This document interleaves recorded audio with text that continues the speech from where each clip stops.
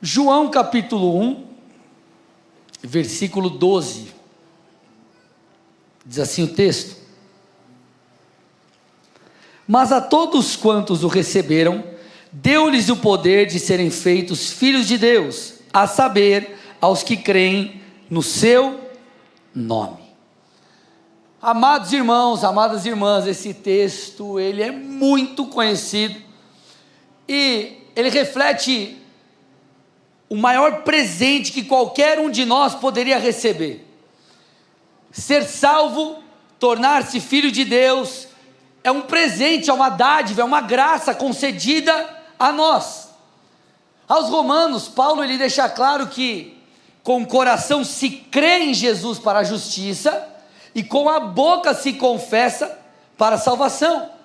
Aos Gálatas, Paulo também diz que a fé em Cristo é que faz com que nos tornemos filhos de Deus. Então, quando nós ouvimos uma pregação, quando nós temos um encontro com Deus, quando nós cremos em Jesus Cristo como Filho de Deus, aquele que veio a esse mundo, morreu em nosso lugar, ao terceiro dia ressuscitou, quando nós reconhecemos Ele como o único e suficiente Senhor e Salvador de nossas vidas, confessamos Cristo, a nossa condição espiritual muda. E aqui está um ponto central da vida espiritual. Por causa da fé em Cristo, nós deixamos de nos tornar criaturas e nos tornamos filhos de Deus. Então você perdeu a oportunidade, dá um glória a Deus bem forte aí, você perdeu a oportunidade de celebrar, você deixa de ser criatura e se torna filho. Aleluia! E gente, isso é maravilhoso por demais. Então, hoje eu quero, o tema como você está vendo aí no telão, somos família de Deus. Eu quero falar basicamente sobre dois efeitos de tornar-se filho de Deus. O que acontece, na verdade muitas coisas acontecem, mas eu quero tratar sobre dois pontos centrais, do que acontece comigo e contigo quando nós somos adotados, quando nós nos tornamos família de Deus, quando nós cremos em Deus. Então o primeiro ponto eu acabei de falar aqui, nós somos adotados pelo Pai. Eu preciso que você compreenda algo aqui, que Deus, Ele não precisava ter adotado a mim e a você como filho. Respira que você vai ver onde eu vou chegar, tudo bem? A adoção é um privilégio e fruto do favor de Deus. Deus ele poderia, por exemplo, por meio da morte de Jesus Cristo, ter apenas nos justificado. Ter apenas nos justificado. O que é a justificação? É um termo teológico aqui para dizer que quando nós confessamos Cristo, quando nós estamos em Cristo, o Pai atribui a nós a justiça do Filho. Então, por causa do sangue de Jesus, por causa da fé que temos agora em Cristo, mediante o arrependimento, o Pai olha para nós assim como Ele olha para o Filho. Então nós somos justificados. Quem aqui você pode dizer assim, pastor, aí ó o WhatsApp, nesse final de semana, quem não cometeu algum pecado? Levanta a mão. Olha que coisa. Mesmo assim nós, por causa do arrependimento agora e do sangue de Jesus, nós nos aproximamos do Pai. Sabe por que nós podemos agora estar diante de Deus, adorando? Porque o sangue de Jesus nos justifica. Nós somos justificados. Você se arrepende e fala, Senhor, eu fiz isso, não deveria ter feito, eu falei dessa forma, não deveria ter falado, eu fiz isso, não deveria ter agido assim. Então nós nos tornamos justo à vista de Deus, por causa daquilo que Jesus fez por mim e por você. Então Ele nos justificou. Contudo, todavia, entretanto, Ele poderia ter nos justificado sem nos adotar como filho. São coisas diferentes. Ele poderia ter nos regenerado sem nos adotar. Você vai entender onde eu vou chegar, fica comigo. O que é a regeneração? É o novo nascimento. Quando você confessa Cristo, você nasce de novo. Tudo muda espiritualmente. Você é tirado do reino das trevas, colocado no reino do Filho, você começa a se inclinar para as coisas de Deus, algo já começa a mexer e mudar no seu interior. Nós nascemos para verdades espirituais, nós passamos a ter acesso diante daquilo que é espiritual. Por quê? Porque as pessoas espirituais discernem aquilo que é espiritual. Vocês estão aqui ou não? Porém, Ele poderia ter nos regenerado sem ter nos adotado, mas Deus escolheu permitir que eu e você fizéssemos parte de sua família, e Ele permitiu que eu e você possamos tê-lo também como pai. E por que a adoção ela muda tudo? Porque a adoção ela faz com que nós possamos nos relacionar com Deus como um filho se relaciona com o pai. Aqui você começa a entender.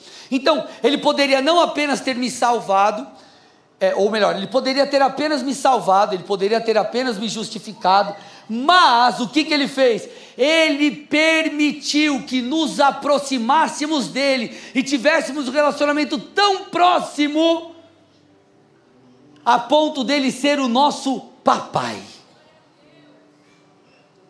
Vamos construir isso aqui? Vocês estão comigo ou não? Estou me fazendo entender? Quando Jesus ele entrega o seu Espírito na cruz, lá no Calvário, a Bíblia diz o seguinte, Mateus 27, 51. Eis que o véu do santuário se rasgou em duas partes, de alto a baixo, e a terra e as rochas se partiram. Então, o que esse véu representava? Esse véu representava a separação da intimidade de Deus com o homem. Esse véu foi rasgado de alto a baixo e não de baixo para cima. Isso mostra que o próprio Deus rasgou esse véu que impedia a proximidade do homem com o Pai. Quando você vai, por exemplo, para o tabernáculo, você percebe que havia uma separação do santo para o santíssimo lugar. O santíssimo lugar, o sumo sacerdote entrava uma vez por ano ali. No santíssimo lugar estava a arca da aliança, que representa a glória de Deus, ou seja, representa a profunda intimidade com Deus. E nós percebemos que com a morte de Jesus, Ele abre como que o caminho para que agora nós pudéssemos nos tornar próximos de Deus. Nós então somos adotados pelo Pai. Deus poderia, meus amados irmãos, permitir um relacionamento com Ele, mas um relacionamento sem intimidade. Ele poderia ter estabelecido no Novo Testamento um relacionamento mais litúrgico. Não, então vamos lá, você vai fazer algo assim, assado, mais parecido com uma reza, mais assim, mais assado, e você então, dessa forma Deus te abençoa, dessa forma Deus faz algo na sua vida. Mas não, a ideia de Deus sempre foi restaurar aquilo que nós vimos lá no Éden. A ideia de Deus sempre foi voltar para o começo, que é a intimidade do homem com Deus. Então você começa a perceber a profundidade do que Paulo diz em Romanos 8,15. Romanos 8,15, Paulo disse, mas receberam, olha lá, nós não recebemos um espírito de escravidão para viverem outra vez atemorizados, mas receberam o espírito de adoção, por meio do qual clamamos, Abba, Pai. Aqui está o ponto. Então, Abba, quando você pega essa expressão Abba, Pai, ela tem a sua raiz no aramaico, e é uma maneira informal de falar sobre a intimidade. É como se você chamasse então seu pai de papai, papaizinho. Esses dias a Tassi, minha filha, está com uma mania. Quem viu o vídeo que a pastora postou? Ela está na mania, ela abre o vídeo e ela começa a se maquiar. E algumas coisas são bem parecidas com assim no olho, aquelas coisas. E ela faz o vídeo, daqui a pouco ela fica, papaizinho, eu te amo, papaizinho, meu amor, papai, faz um coração, não sei o quê, e faz um videozinho lá, enfim. Isso mostra o quê? Amor, intimidade, afeto. E Paulo está falando, nós recebemos um espírito de adoção, e esse espírito nos conduz a uma intimidade profunda. Irmãos, vocês perceberam a pergunta que eu fiz há pouco para vocês, quem não pecou esse final de semana? E Deus está dizendo que Ele pode nos conduzir a um lugar de profunda intimidade. Que Deus é esse? Que Deus é esse, amados irmãos? Que Deus é esse que quer que eu e você, que nós vivamos uma santidade progressiva para que possamos ir a lugares mais profundos. E aí você começa a entender isso. Aí você fala, peraí, Marcos 14, 36, e dizia, Jesus falando, Abba, Pai, tudo é possível, passa de mim esse cálice, porém, não seja como eu quero, e sim como tu queres. Quando eu percebo o texto aos Romanos, quando eu percebo a fala de Jesus, eu começo a perceber que, de alguma forma, em alguma medida, nós somos convidados a ter um relacionamento com o Pai, mais ou menos como Jesus tinha. No aspecto de intimidade, no aspecto de rendição, no aspecto de profundidade. Isso só é possível porque Ele nos adotou. Isso só é possível porque nós somos filhos de Deus. E aí nós começamos a perceber o resultado disso. Paulo falando aos Romanos, ele diz também o seguinte, versículo 14 de Romanos 8, todos os que são guiados pelo Espírito são filhos de Deus. Então nós temos o Espírito, nós fomos adotados, nós podemos dizer Abba Pai, nós podemos ter intimidade, e dessa forma nós somos conduzidos, guiados, orientados por Deus em direção a tudo aquilo que Ele tem para nós. Amados, isso é um privilégio. Quando nós entendemos isso, tudo muda. Porque quantas vezes nós negligenciamos a oportunidade de estar com Deus? Quantas vezes nós não negligenciamos a oportunidade de nos apresentarmos de maneira quebrantada diante do Senhor? Quantas vezes nós não negligenciamos uma leitura bíblica, um momento de oração, um momento de culto, celebração em unidade, em família espiritual? E às vezes por que isso acontece? Porque nós perdemos o senso de, não só de prioridade, mas o senso de beleza e de quão maravilhoso isso é. Então Deus, é por causa dele, por causa daquilo que Cristo fez, que nós podemos ter um relacionamento com Ele profundo. Então tudo isso começa a mostrar a mim e a você um padrão. Então peraí, pastor, Deus não quer apenas que eu... Então quer dizer que Deus não quer que apenas eu seja um crente de um relacionamento mais, como eu disse, litúrgico? É isso aí, Ele não quer. Ah, então Ele não quer só que eu, sei lá, ligue lá uma Bíblia em áudio, escute assim como se eu estivesse escutando qualquer coisa e beleza? Não. Será que Deus quer apenas que eu abra a minha Bíblia e leia de manhã, de qualquer forma? Ou será que Deus quer que eu só venha no culto para bater cartão? Não. Essa intenção divina, ela mostra a mim e a você o seguinte, que lugares rasos não são o nosso destino. Eu vou falar de novo, irmão, isso aqui é para você botar, fazer uma hashtag, botar na internet e falar, Deus me falou isso, aleluia. Lugares rasos não são o nosso destino.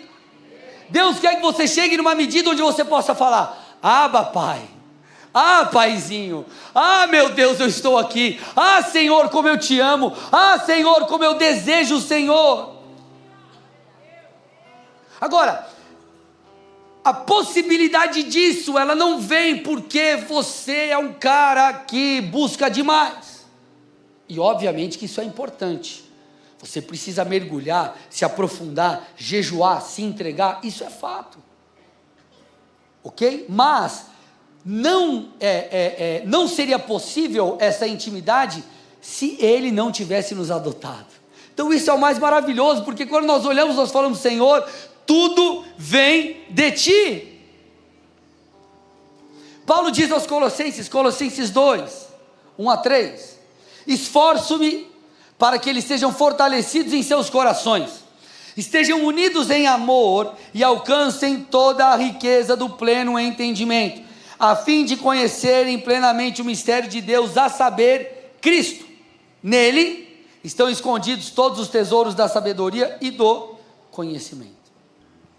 Então você percebe Paulo aqui declarando, desejando àquela igreja, aqueles irmãos, que eles conhecessem plenamente o mistério de Cristo.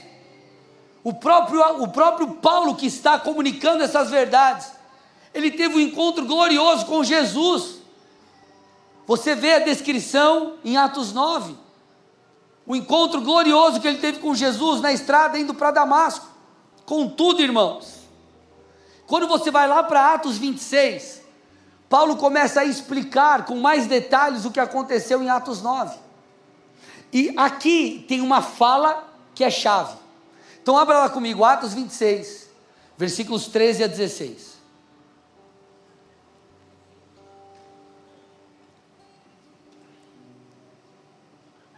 Paulo explicando como foi esse momento. Diz o texto: ao meio-dia, ó rei, enquanto eu seguia pelo caminho, vi uma luz no céu, mais resplandecente que o sol, que brilhou ao redor de mim e dos que iam comigo. E caindo todos nós por terra, ouvi uma voz que me falava em língua hebraica: Saulo, Saulo, por que você me persegue? É duro para você ficar dando coices contra os aguilhões. Então eu perguntei: Senhor, quem é você? Ao que o Senhor respondeu: eu sou Jesus a quem você persegue, mas levante-se e fique de pé. Eu apareci a você para constituí-lo ministro e testemunha, tanto das coisas em que você me viu, como daquelas pelas quais ainda lhe aparecerei. Foco no versículo 16. Vamos ler o versículo 16 de novo, ó. Eu apareci a você, então está falando de uma experiência inicial que ele teve aqui, ok? Para constituí-lo ministro e testemunha. Ministro e testemunha do quê? Ele vai ministrar sobre o quê? Ele vai ser testemunha do quê? Uma testemunha é quem vê algo, ok? Quem tem um relato de algo. E aí ele diz: tanto das coisas em que você me viu, ou seja, tanto daquilo que você tem visto, da experiência que você está tendo agora comigo, bem como com aquelas pelas quais eu ainda lhe aparecerei. Então Jesus estava dizendo para Paulo: eu apareci a você agora, Paulo, eu te dei uma experiência, Paulo, mas eu ainda vou aparecer a você em outros momentos. Sabe o que isso me mostra aqui? A intimidade com Deus, as experiências com Deus. E quando eu falo de experiência, não estou falando da experiência pela experiência, estou falando de um encontro verdadeiro, seja ele por meio da leitura da Bíblia, seja ele por meio da oração, não importa. Deus quer que nós tenhamos encontros com Ele. Deus está nos chamando a lugares profundos. Então esse é um convite, amados irmãos, a orarmos, a lermos a Bíblia, a cultuarmos constantemente, porque Tiago traz um princípio que é: cheguem perto de Deus, e Ele se chegará a vocês. Chegai-vos a Deus, Tiago 4,8, e Ele se chegará a vós outros. Então, amados irmãos, entenda, Deus está nos chamando para esse lugar de intimidade. Nós precisamos parar e fazer uma autoanálise. Calma aí, o que eu estou vivendo? Será que eu vivo um evangelho? Será que o meu relacionamento com Deus ele é real? Será que a minha busca é de verdade? É claro que vai ter aquele dia que, está tudo ruim, está tudo difícil, aquele dia que você fala: cara, onde está Deus? Acho que Deus sumiu, aquelas coisas que você sabe, só quem passa. Mas irmão, passa o dia, chega o amanhã, levanta a cabeça e vai para cima, mergulha em Deus, vai ler a Bíblia, ora: Jesus, fala comigo, tem um coração quebrantado, seja alguém que deseja a Deus de verdade, porque Ele nos adotou, então Ele nos chama de filho, e Ele nos permite estar próximos dEle. Então essa é o primeiro dos efeitos de tornar-se filho de Deus. Ele nos adota, nós nos tornamos filhos, nós temos acesso a Ele. Contudo, nós então vemos uma segunda coisa que acontece quando nós somos adotados, e aqui eu quero gastar um pouquinho mais de tempo. Nós somos inseridos em uma família espiritual. Eu preciso que você entenda isso. Vocês estão aqui ou não? Todos aqueles que foram adotados pelo Senhor, eles se tornam filhos. Quem aqui é filho de Deus? Levanta a mão. Então, se tem mais de um filho de Deus, significa que nós temos, vou falar você termina com mãos. Então, você tem um pai e você tem um irmão. Você tem uma família. Nós somos inseridos em uma família espiritual. Nós fomos adotados por Deus. Ele é o nosso pai e nós passamos a pertencer eita glória, a uma família espiritual. Pastor, prova na Bíblia. Vou provar. Efésios 2, 19 e 20. Assim, vocês não são mais estrangeiros e peregrinos, mas concidadãos dos santos e membros da família de Deus. Família essa que é edificada sobre o fundamento dos apóstolos e dos profetas, sendo Cristo a pedra angular. Então Cristo é a pedra angular, é o fundamento da igreja. E a igreja, ela é um corpo, ela está estabelecida em relacionamentos. Então o corpo de Cristo, do qual nós fazemos parte, é uma grande família espiritual que tem Jesus como Senhor de suas vidas, e nós somos irmãos. Quando você vai para a Bíblia, isso mostra muito do nosso relacionamento com o próximo, e a adoção mostra muito também, como eu disse no primeiro momento, o nosso relacionamento com o Pai. Mas eu quero que você perceba que a Bíblia, em outros textos, ela faz esse apontamento sobre família, até usa o termo família. Gálatas 6:10. Olha lá. Por isso, enquanto tivermos oportunidade, façamos o bem a todos, todo mundo, mas principalmente aos da família da fé. Olha lá, família da fé. Jesus, gente, disse algo muito interessante. Olha lá, Mateus 12, 46 a 50. Enquanto Jesus ainda falava ao povo, eis que a mãe e os irmãos dele estavam do lado de fora, procurando falar com ele. E alguém lhe disse: a sua mãe e os seus irmãos estão lá fora querendo falar com o Senhor. A mãe e o irmão de sangue, tá? Os irmãos de Jesus. Porém Jesus respondeu ao que lhe trouxe o aviso: quem é a minha mãe e quem são os meus irmãos? Eita, olha a pergunta de Jesus. E estendendo a mão para os discípulos disse: eis minha mãe e os meus irmãos. Portanto, aquele que fizer a vontade de meu Pai Celeste, esse é o meu irmão, minha irmã e minha mãe. Obviamente Jesus estava falando de uma maneira figurada. Ele não olhou para olhar para o Rodrigo: isso é minha mãe, né?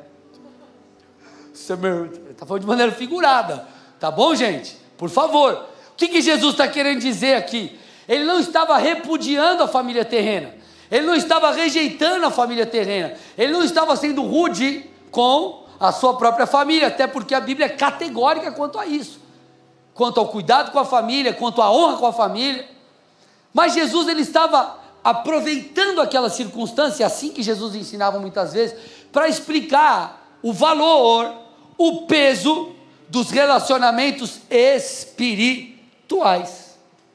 Vocês estão aqui ou não? 1 Pedro 2,17. Tratem todos com honra, amem os irmãos na fé, temam a Deus e honrem o rei. O que eu estou tentando mostrar para você aqui? O valor da família espiritual. Nós somos uma família.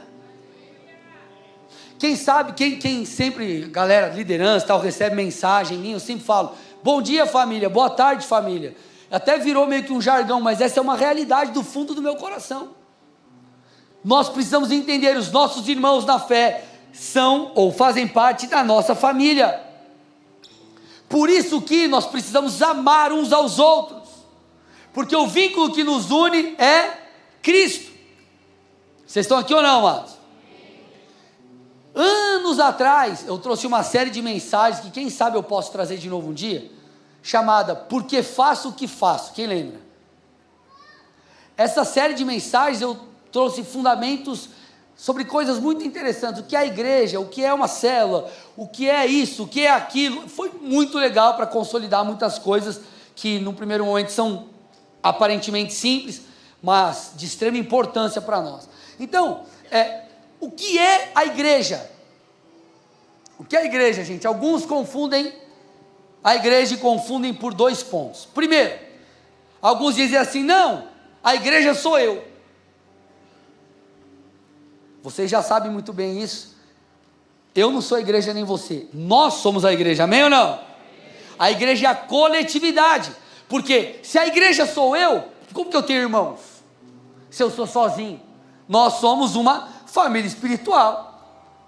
Pastor, mas a Bíblia não fala que eu sou templo do Espírito? Sim, templo do Espírito é uma coisa, ser igreja é outra coisa. Você é a habitação do Espírito, o Espírito habita em você. Agora, a igreja somos... Prova na Bíblia. Vou provar, mas vou beber uma água antes. Põe para mim aí, 1 Coríntios 12, 27. Ora, vocês é mais de um, tá, gente? Então, vocês são corpo de Cristo e individualmente membros desse corpo.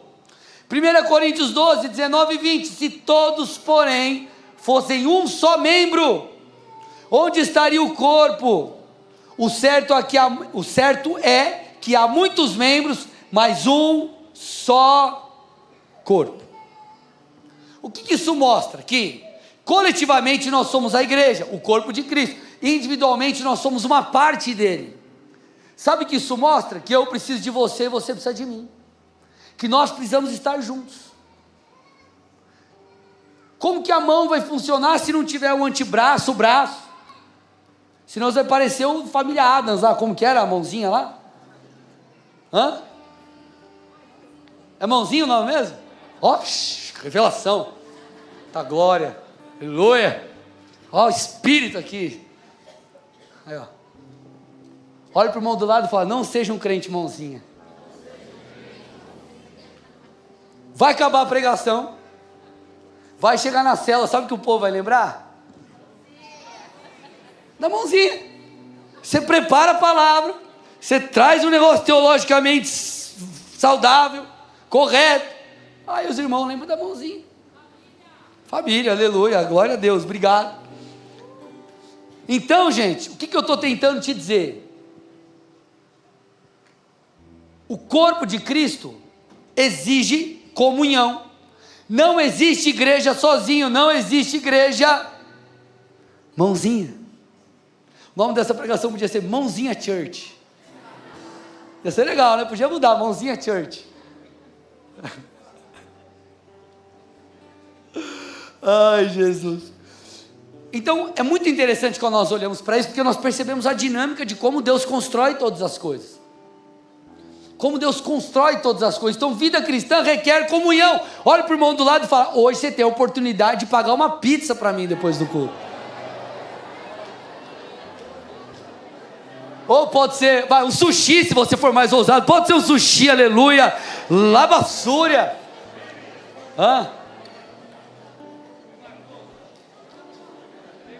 Vamos lá, né, gente? Por favor. Ó, glória, né? Então a igreja, ela é o corpo. Não se faz igreja sozinha. E a igreja também são as...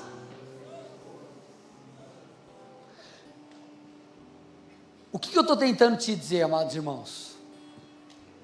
Nós não podemos viver uma vida cristã, e eu dou graças a Deus porque a nossa igreja ela é muito unida, mas que a gente entre aqui e pega um culto e vai embora. Nós não estamos no cinema, no shopping. Você está... é a família de Deus. Então talvez você é novo na igreja, ou talvez você tenha o hábito de vir aqui. Se aproxime das pessoas. Vai lá depois do Boas-Vindas, deixa teu nome, procura uma célula, vem para o culto, vai lá na cantina, senta na mesa com alguém, paga um café para alguém, Ê, xalabás. Você está entendendo? Jesus, ele vem nos buscar como coletividade. Isso fala de pessoas. Então, nós estamos há muitos anos construindo o que aqui? Construindo vínculos. Agora, quem nunca brigou com seu irmão? Vou fazer uma pergunta mais ousada. Quem já saiu com o irmão? Quem perdeu a briga? Quem ganhou a briga? Ah, tá bom, vai. Ai, Jesus. Por que eu estou falando essas coisas, né, cara? Mas o que nem sei porque que eu falei isso, mas enfim. Você tem irmão, aleluia, glória a Deus. Ah, lembrei. Nós temos desafios.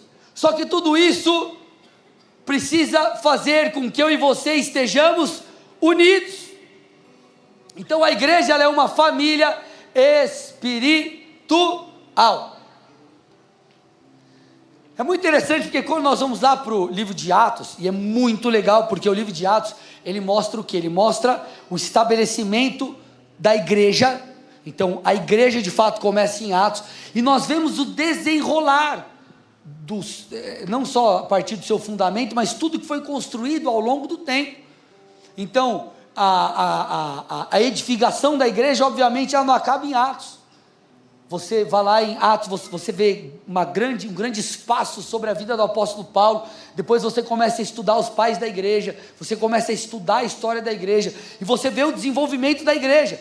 Porém, a igreja primitiva, ela estabelece algo que é muito interessante, que é uma verdade crucial para tudo aquilo que a igreja, ao longo dos anos, ao longo de todo esse tempo, tem feito.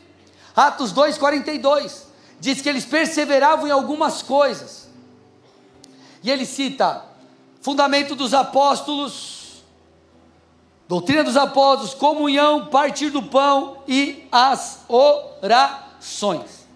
Eu quero dar ênfase aqui na comunhão. Comunhão, vocês bem sabem, vem do grego koinonia,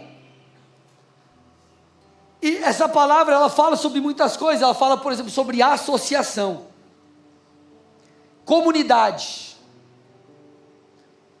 comunhão, participação conjunta, fraternidade. Então ele está falando, a igreja, ela não ela é fruto de um relacionamento profundo. Por isso que a Bíblia nos ensina não só nos alegrarmos com aqueles que se alegram, mas chorar com os que choram. E são formas de nós refletirmos como que nós lidamos com o nosso irmão, como que nós agimos com o próximo. Será que nós choramos só com aqueles que estão chorando, mas quando o irmão é abençoado, será que nós nos alegramos com ele, por ele? Então, o relacionamento do corpo de Cristo, ele é um relacionamento baseado em colaboração mútua, fraternidade, intimidade, koinonia. E isso é muito incrível porque é nessa dinâmica que Jesus nos molda. Ah, irmão, deixa eu te falar uma coisa. Boa parte daquilo que Jesus vai fazer na sua vida, que Ele vai liberar sobre a sua vida, que Ele vai gerar na sua vida, vem sabe de quem? Do outro. Pega o mistério aí, vocês estão aqui ou não? Provérbios 27:17, a versão da King James atualizada é muito legal, que ela diz assim, ó: assim como o ferro afia o próprio ferro, as pessoas aprendem umas com as outras. Sabe o que isso me mostra? Que Deus vai usar alguém para colocar em mim, liberar em mim aquilo que eu não tenho. Ou você acha que você tem tudo? Olha para o irmão do lado e faz assim, ó. Mãozinha. Eu não sei tudo. Você não sabe tudo. Mas quando nós nos juntamos, a gente sabe muito mais. E essa é uma verdade. Agora, essa unidade é o ferro afiando o ferro, são os conflitos, são os problemas, são os desafios que geram em nós maturidade e transformação. Você vai ser transformado quando você se expor a esse ambiente de comunhão, porque uma igreja que não tem koinonia, cristãos que não vivem em koinonia, são cristãos que têm carência de algo.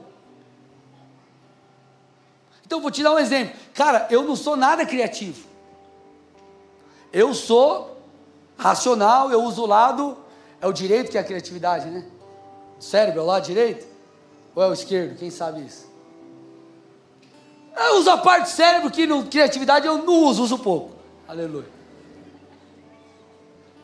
Agora, se eu junto esse cidadão aqui e a pastora irmão, é a bomba atômica. Vamos ter reunião aqui, a galera que trabalha na igreja, junta eu, o pastor Marcel, a pastora Carol, a Cacai, a Amanda, e a gente precisamos fazer uma coisa, 5 pensando, a gente não acha nada. Aí, vamos chamar a pastora, ela constrói tudo. Agora, vamos fazer um projeto, é comigo, irmão, vamos estabelecer, vamos sistematizar, aí você pode contar comigo. O que eu estou tentando te mostrar? Esse é um exemplo simples, para mostrar aí a você que, talvez, você está caminhando sozinho, eu te digo que você está perdendo tempo, você está deixando de se tornar quem Deus quer que você se torne, você está deixando de se expor à comunhão com os irmãos, com medo de se frustrar com gente. Sabe o que vai acontecer com você? Você vai deixar de receber, de ser transformado por Deus. O amor verdadeiro e genuíno, ele é manifesto, sabe aonde? No meio dos problemas. Amar quem te ama, irmão, é legal, agora e amar os inimigos como Jesus nos ensinou? Você exerce o amor ao inimigo de maneira prática, não é tipo, love you. Você ama perdoando, você ama de maneira prática. Então deixa eu te falar uma coisa, se posicione como alguém que faz parte da família de Deus, porque isso vai nos transformar, isso fará de nós 2 coisas, eu estou terminando a palavra. Primeiro, fará de nós o que está escrito em 1 Timóteo 3,15, olha lá, mas se eu demorar, você saberá como se deve proceder na casa de Deus, que é a igreja do Deus vivo, coluna e fundamento da verdade. É na comunhão com os irmãos que nós somos transformados, no nosso comportamento, no nosso temperamento, é cultuando em unidade que nós aprendemos a adorar, que nós temos a nossa mentalidade mudada, os nossos padrões de vida transformados, os nossos padrões de moralidade mudados, na comunhão com Deus, nesse movimento de adoção, onde você busca a Deus, e isso faz de mim, de você, alicerce da verdade, faz de mim, de você, como igreja, colunas que sustentam padrões bíblicos. Então a igreja, ela precisa ser exemplo para as pessoas que estão aí fora. Agora, parte de tudo isso vem como? Com a comunhão com Deus, com o Espírito Santo que nos transforma, que nos lava, que nos purifica, e também, amados irmãos, comunhão com os irmãos. Eu já tive momentos com amigos meus, ministeriais, pessoas que têm voz na minha vida, de eu estar compartilhando alguma coisa e ele falar, cara, você fez errado, cara, não foi legal o que você fez, você devia ter feito de outra forma. Ok, cara, você está certo, eu errei. É na comunhão com os irmãos, é ouvindo o próximo, é lidando com o outro. Porque se você se fechar, meu irmão, no seu casulo, talvez você inclusive ache que você vai achar que você sempre está certo. Gente, será que alguém está... Eu estou falando com alguém aqui ou não? Então nós somos a família de Deus, a família que caminha em direção a um propósito, a família que tem um alvo, a família que caminha em unidade, a família que constrói aquilo que é de Deus. Então nós nos tornamos, por causa de todas essas coisas, aptos para sermos alicerces da verdade na sociedade. Mas nós também, enquanto igreja de Cristo, nós precisamos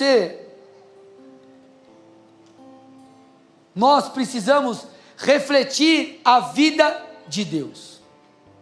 Nós precisamos refletir a vida de Deus. Amados irmãos, as pessoas precisam olhar para nós e não ver apenas um, vamos dizer lá, um padrão moral. Ah, você é crente, então espero que você ande assim. Você é cristão, espero que você haja dessa forma. Mas as pessoas precisam ver a vida de Deus em nós. As pessoas precisam olhar para nós e ver a alegria do Senhor, ver a graça do Senhor na sua vida, ver a vida de Deus. E isso só será possível se nós tivermos comunhão com o Senhor. Quantas coisas nós temos por causa de Deus. Eu citei aqui paz, alegria, mas nós temos também poder, unção, autoridade, sobrenaturalidade. O Senhor não apenas nos salvou, mas nos comissionou para quê? Para levarmos essa vida, para testemunharmos do quê? Daquilo que Deus fez em nós, de quem nós nos tornamos, de quem nós somos, daquilo que nós carregamos. Agora, como nós chegaremos lá? Se nós tivermos comunhão com Deus, se nós tivermos comunhão com os irmãos, se nós formos encorajados uns pelos outros, mutuamente, caminhando em koinonia.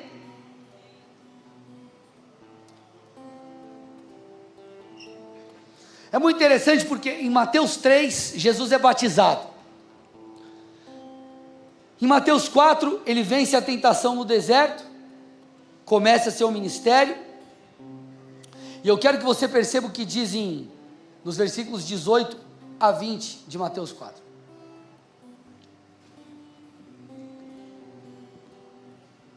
Caminhando junto ao mar da Galiléia, Jesus viu dois irmãos, Simão, chamado Pedro, e André. Eles lançavam as redes ao mar porque eram pescadores.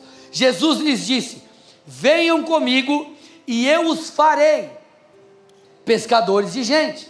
Então eles deixaram imediatamente as redes e os seguiram. Jesus disse: vem, me segue, tenha comunhão comigo, veja como eu ando, perceba como eu ajo, perceba quem eu sou, e você então será transformado. Sabe o que nós percebemos, amados irmãos? Toda mudança é feita a partir de uma referência. Toda mudança é mediante influência. Então Jesus disse: vem, caminhe comigo, para que você seja transformado. Assim é na nossa vida espiritual. O Senhor nos chama: vem, caminha comigo, vem, se aproxime de mim, vem, me busque, para que nós nos tornemos mais parecidos com Jesus. O Senhor também nos deu uma família espiritual, e essa família espiritual demanda o que? Koinonia, e nós aprendemos uns com os outros. Essa é a dinâmica de Deus. Porque alguns acreditam assim: não, eu só devo, como que eu aprendo? Eu só aprendo orando, lendo a Bíblia, buscando e caminho sozinho. Ok, irmão, você vai ter uma parte, você vai ser transformado em parte. Porque o Senhor nos chama para andar em unidade. Tem coisas que Deus vai te dar através de alguém. Então nós precisamos nos expor a esse ambiente de edificação, que é comunhão com Deus, intimidade com o Senhor, lugares profundos, permitir que o Senhor invada o nosso interior, alcance os lugares escuros e nos mude, mas também comunhão com o próximo. Dessa forma nós somos, dessa forma nós seremos transformados. Por isso que a Bíblia não nos dá opção, aquele famoso texto que eu já falei 500 milhões de vezes para vocês, Hebreus 10, 25, não deixe de congregar, como é costume de alguns. Congregar é mandamento bíblico, não é sugestão, não é se nós queremos ou não, é mandamento. Por quê? Por causa disso, porque nós somos transformados na koinonia. Amados irmãos, a essência da vida cristã é comunhão. Comunhão com Deus, comunhão com o próximo, oração, jejum, intimidade e relacionamento. Essa é a vida da igreja. Quantas vezes eu já não fui transformado, meu irmão e minha irmã, conversando com alguns de vocês, num aconselhamento, pessoas opinando, sugerindo coisas. Essa é a vida da igreja, essa é a unidade do corpo. E por que eu estou ajustando a sua lente aqui? Para que você entenda que aquilo que Deus quer fazer na sua vida, vem dele e vem do próximo. Sempre vem dele, mas Deus vai usar alguém. Deus vai usar alguém para acreditar em você. Deus vai usar alguém para ser um Paulo na sua vida, e você vai ser um Timóteo. Deus vai usar alguém para acreditar em você. Deus vai usar alguém para lançar você, vamos dizer assim. Deus vai usar alguém para te abençoar. Deus vai usar alguém para te confrontar. Deus vai usar alguém para te encorajar. Então, nós precisamos perceber que a família de Deus, ela é algo realmente precioso. Ela é algo realmente maravilhoso. E sabe o que faz disso mais lindo? Justamente os desafios de relacionamentos. É justamente isso. Porque nós não somos iguais. Eu aprendo com você, você aprende comigo. E assim a gente... Quem aqui no casamento nunca teve nenhum... Tipo, você casou, aí a mulher tinha... O teu marido tinha um hábito de apertar a pasta bem em cima, assim. Dá 10 dias, dá tudo seco. Desgraceira. E você apertava embaixo, aí você brigou por causa do jeito que aperta a pasta. Eu estou brincando com algo besta, mas o que eu estou tentando dizer, todo ajuste em relacionamento, ele passa pelo ferro afiando ferro. Está fazendo sentido para alguém aí ou não? Porque isso nos ensina, gente, a maturidade da vida. A maturidade da vida. Ensina eu e você, nós nos relacionarmos no casamento, com a nossa família, com o papai, com a mamãe, com o seu irmão, com seus primos, com seus tios, com a sogra. Se você estiver assistindo, sogra, te amo, beijo. Cadê? Tá aqui minha sogra, ei sogrinha, te amo. Salve de palmas para minha sogra, é a melhor sogra do mundo, a melhor. Deixa eu me redimir aqui, melhor sogra, não existe uma melhor. Aleluia. Jesus, e agora? Ela sabe. Eu brinco com meu cunhado, eu falo, eu cheguei primeiro na família, então o genro querido sou eu. Tem que ser ligeiro. Vocês estão entendendo, amados irmãos? O processo de transformação na nossa vida, ele é complexo. Ele é um processo, vai ter momentos, você vai estar orando, Deus vai trazer algo no teu espírito. Em alguns momentos você vai estar lendo a palavra vai te cortar, ou a palavra vai te encorajar. Em outros momentos, sei lá, talvez você vai estar num culto, o pastor vai falar algo que vai te direcionar. Agora, em outros momentos, Deus vai usar um irmão na célula, Deus vai usar alguém na oração da célula, Deus vai usar alguma outra situação. Nós precisamos estar atentos para aquilo que Deus está tentando falar com a gente. Numa família espiritual não tem maior, menor, melhor, pior. Nós somos um corpo e cada um tem uma função. Não seja um crente mãozinho, irmão. Amém ou não? Glória a Deus. Você pode dar uma salva de palmas a Jesus?